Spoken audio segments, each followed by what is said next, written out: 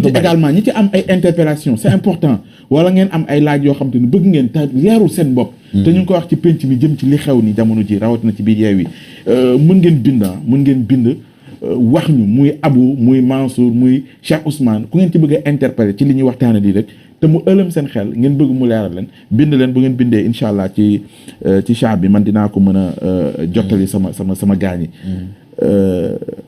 sëñ Ousmane ah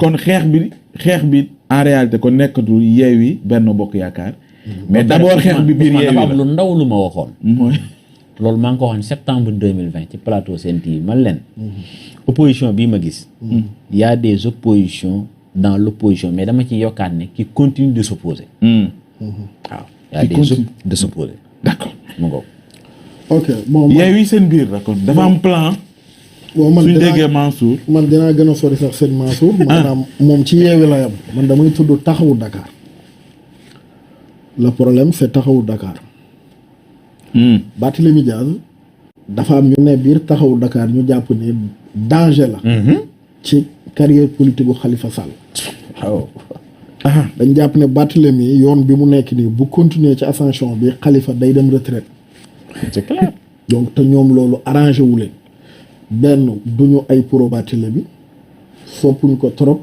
doon na leen gën a neex ñu am comme maire soo am waat ni Khalifa gën ko mun a manipuler ka Barthélémy Barthélémy du ku ñuy manipuler déjà yaa ngi dégg ñu lay wax ne la cabinet bi fa Khalifa nekkoon bi mu ñëwee da leen fa jëlee Barthélémy ay laafi boppam lay naawee daf ko liggéey nag heure tëdd kaso saa yu jotee da Tanor Dieng ba Khalifa Sall mu ñëw taxaw ñi ngay xeex ñi ñëpp di leen ëpp légitimité politique xam nga Barthélémy kenn du ne dañ ko tingoom dafa xeex dafa rampe ba ci giri ba pale ba muy gàddu xeer ya sol njaxasam ba fi mu toll nii bañ koy jëli di ko yóbbu Kédougou fajar googu ñuy toj gémmi ñu yaay ja maanaam dafa mbapat Barthélémy mooy mbër boo xam ne ci làmb ji dafa mbapat bëre sans dóor la tàmbalee ba àgg cercle des VIP léegi nag ndax cercle des VIP bi Barthélémy agsi su continuer chemin bii te ku mun politique la te ku mun social la te ku neex a bëgg la ku dëggu la ci li mu wone ndax day nëbb Khalifa ndax Khalifa nangu na loolu ndax Khalifa moom jàpp na ne pare na ci làng ji loolu mooy problème bi parce que ñu bëri tamit biir taxawu dañuy reprocher Barthélémy d'être trop proche de Ousmane Sonko loolu handicap la loolu ñoom handicap la ci ñoom parce que Barthélémy ci investiture locale yi bi mu demee ba xamul fi Khalifa di taxawee dafa amoon soutien wu Sonko bokk na ci ñi lem loxo waa Yewwi imposé candidature bu Barthélémy am na sax ñu doon wax ne am na liste bu mu doon demee moom Sonko ak PUR buñ tànnoon Soham Wardini donc Khalifa dernier moment la door a décider ne day tànn Barthélémy au détriment de Soham léegi problème mu investiture yi kiñ tudd ni moo jaxase liste bi kan moo njëkk tudd turam Farba Ngom fan la ko xam loolu n'était pas présent yow kon da ngay dëggal ni manipulation am na complot dafa am xaaral rek loolu benn laaj bu may laaj la beneen bi ki ñu wax bokk na ci ñi Khalifa Sall doon tudd bi mu nekkee kaso na ñooñu rek laa yebal ñuy wax ci sama tur ñaan mooy Saliou moom ñu tudd ku jege Khalifa Sall la te gars yi wax nañu investiture yi nii la demee woon taxaw dafa joxe 3 Pastef joxe 3 PUR joxe benn muy 7 ñu jubóog PDS mooy waa wàllu coalition PDS dugg ñu joxe benn bu Pastef Pastef joxe góor ak jigéen PUR joxe góor taxawu na day joxe ñetti góor na bëgg exiger PDS jigéen wàllu PDS bañ ñoom na ñoom ñi am ñett nañ dugal benn jigéen mu nekk position wu Pastef ak ñeneen ñu d'accord ni wax nañ dëgg taxawu moo war a indi benn jigéen ñu dem dégg naa ba dernière minute la ñu dindi turu paala moomu dugal kenn ku jigéen waaw maire bu Point E biñ ko dindee Déthié Fall bàyyi fa Saliou di dem di xool ci investiture waa wàllu yu na ko comme que liste bi c'est déjà calé c'est déjà réglé demal nga déposé waa ji moom moo rocciwaat ku jigéen ki moom Saliou dugalaat moom paala te Saliou ak paala c'est des plus que proche de Khalifa Sall léegi nag ndax da ko def ngir may paala occasion nekk député wala ndax da ko def pour xajamal laaxu Barthélémy bi foofu la question bi nekk te loolu foog mu leer ci xelu moom bu ko Sénégalais. defoon pour xajamal laaxu Barthélemy ban intérêt la ci am. wala da ngaa bëgg a wax ni parce que dafa am ñoom ku ba ko tey digal. parce que ñoom ba tey ci bëgg kale ascension bu Barthélemy bi parce que Barthélemy Diaz ascension bi mu nekkee arrangé wu les proches de Khalifa Sall ça les arrange pas te gëmut ak ñoom façon bi ñuy defee politique donc Barthélemy ci kanam l'équipe de Khalifa ci ginnaaw la.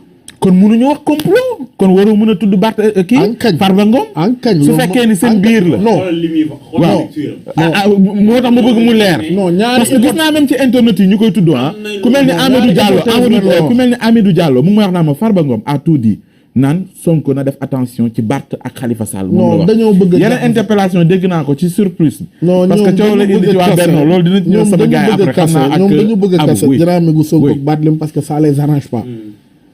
xam nañ ne Khalifa coquille vide la. taxaw buñ koy wax jamono ji Barthélemy Diaz a tax.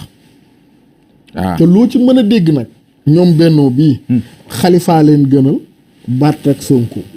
Karim leen gënal Barth ak Sonko foog nga xam loolu ñoom Barth ak Sonko les extrémistes lañ leen jàppee.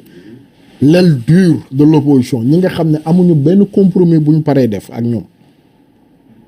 ñoom loolu la ñuy xoolee ñaar ñële te fa lañ jëm ñoom tout sauf Barth ak Sonko fa lañ jëm. le pouvoir en place.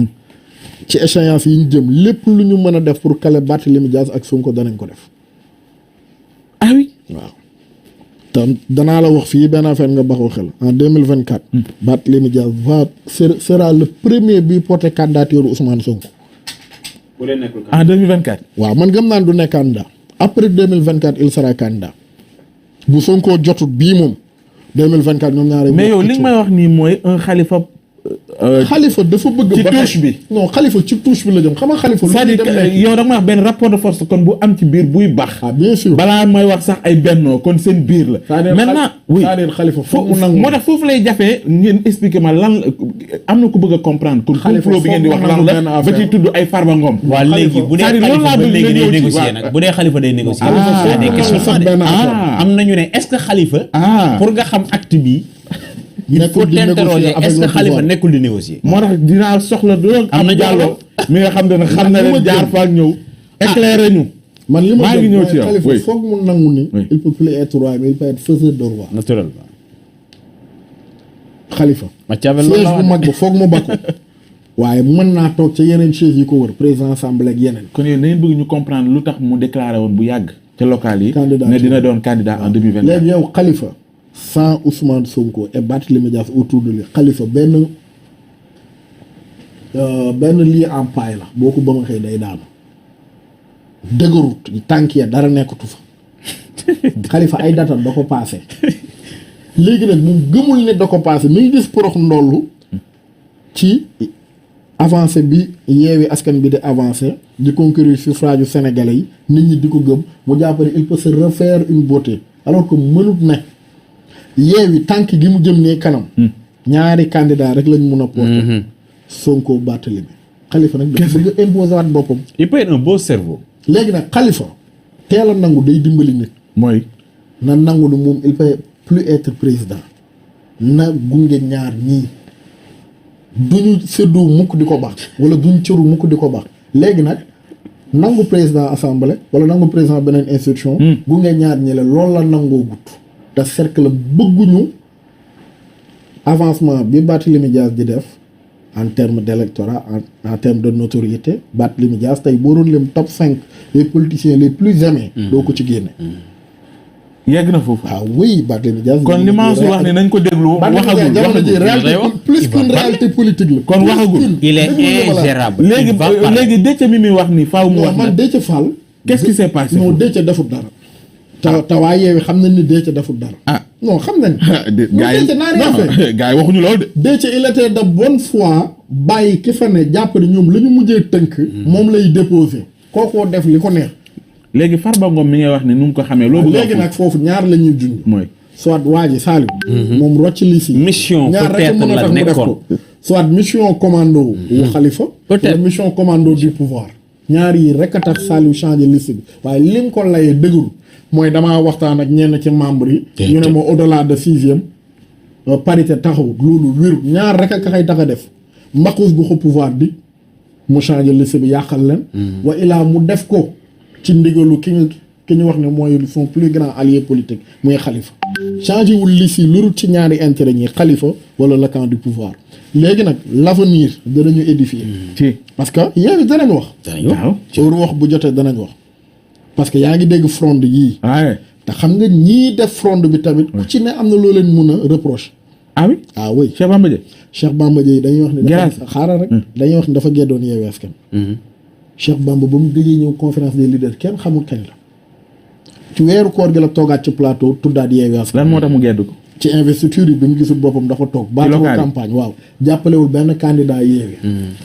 ku mel ni Guirassy parce que àndutoon amuloon droit ne ànduma ci choix wu Aba Mbaye actif quand même tànn nañ que nga battre campagne feeñ teew Guirassy ñu invalider liste moom it lañ ko gëjoon gis ba récemment ku mel ni Serigne Mansour Sy oui Jamil réalité politique la am base fu bëri gisoo ko mu battre campagne ci à côté de benn candidat Yewwi benn meeting la ñëw mooy grand meeting bi amoon xaar yàlla te dañ koy reprocher lenn loo xam ni xëy na ki nekk en face mooy taalibe mi mënoon a jur problème bu rëy.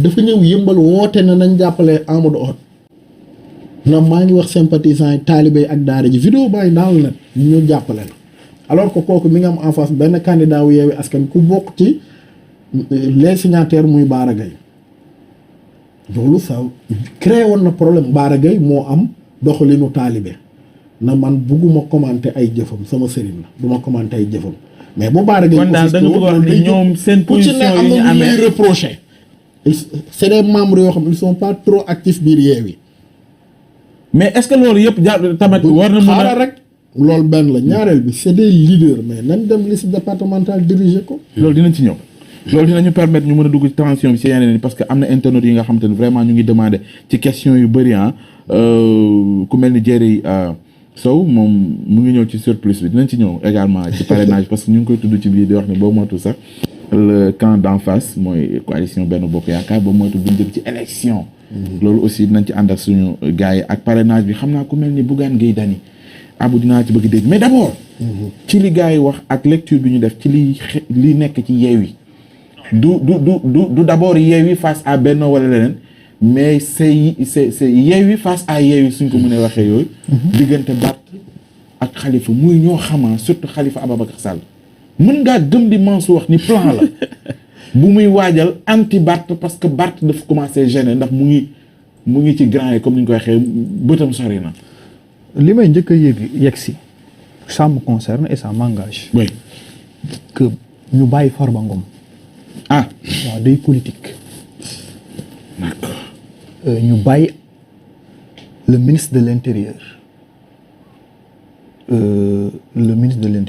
comment il s'appelle Antoine Diome ak Tanor Thiendella Fall mi jiite direction ci rang yi gën a mag la bokk jamono ji ci cadre contrôleur de police bi ci topp njabootam yëpp muy Bijou ak Fatima école Pikine lañ jàngee bokk naa ci ñi ci encadré ñenn ñi sama cousin ministère la nekkoon génn àdduna Amadou Sall moo doon ànd ak moom muy xaritam ñu dëkk fële bi mu toxoo muy nit ku sérieux un fonctionnaire un commis de l'État liggéey rek la xam élection yi fi jot a jaar yëpp moo tax ci question bi tous ceux qui sont républicains institutionnels dañu war a demander à Barthélémy Diaz mu def des excuses publiques comme ni ko kii demandé justiciable même Babacar Ba ñoom Moussa mais xam nga lu tax mooy ni Barthélémy def xam nga Barthélémy c'est son jeu favori mooy attaqué bi manipulation oui xam nga lu tax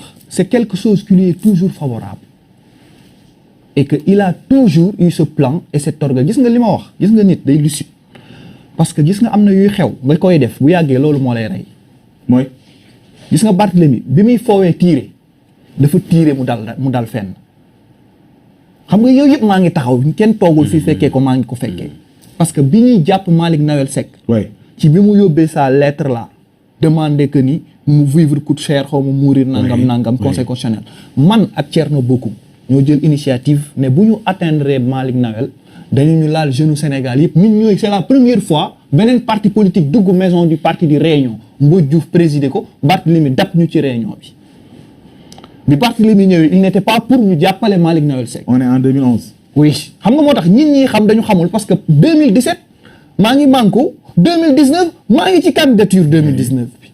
oui. après laa doog a déglu après les 2019 bi ñu paree laa doog a bàyyi. donc parce que da nga am loo xam. ñii wax ci biti la ñu nekk. di seetaan. mais ñii ñun ñoo ànd liggéey neewoon ci biir moo tax dama la wax ne la.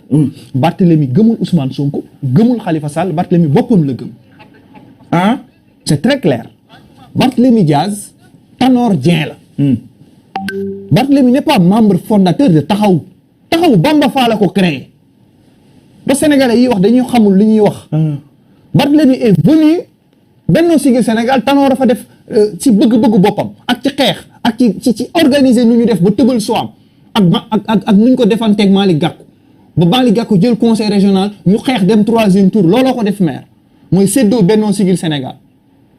kon yow da nga bëgg a wax ne ànd Barth ak non dama wax ne ci Barth déedéet xam nga ànd Barth ak Sonko mu ngi commencé ca élection présidentielle yi laa dama ne bi ñuy joxe naan Khalifa Sall dana jàppale Idriss Seck jàppale wala Idriss Seck foofu la ñu dem ñoom xaaju Khalifa Sall yi dem jàppale Ousmane Sonko quand j'étais dans la pétition de Khalifa Sall mais y a des gens comme ñenn ñi bëgguñu woon Khalifa génn ci kaso bi moo tax j'épargne Khalifa ku ma xam la on a fait 2 rencontres ci biir prison bi ci biir këram ñett yàlla rek a ñu seede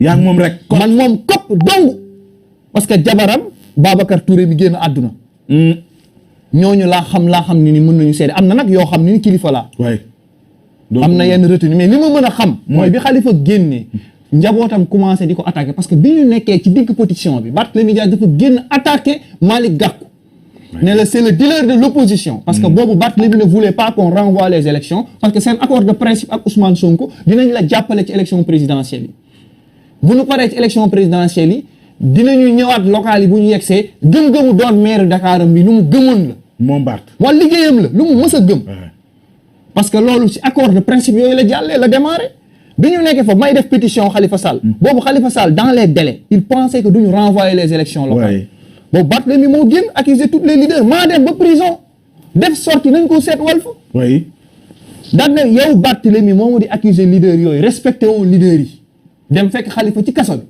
mu ne ma liggéeyee sa liggéey defal li ngay def te nga bàyyi leen parce que kon lu Khalifa téye la lii lu ko naqari woon la non man bi ma demee c'est que man doxkatu yaa ngi conforté gars yi ci seen position dama ne doxkatu jàmm laa médiateur laa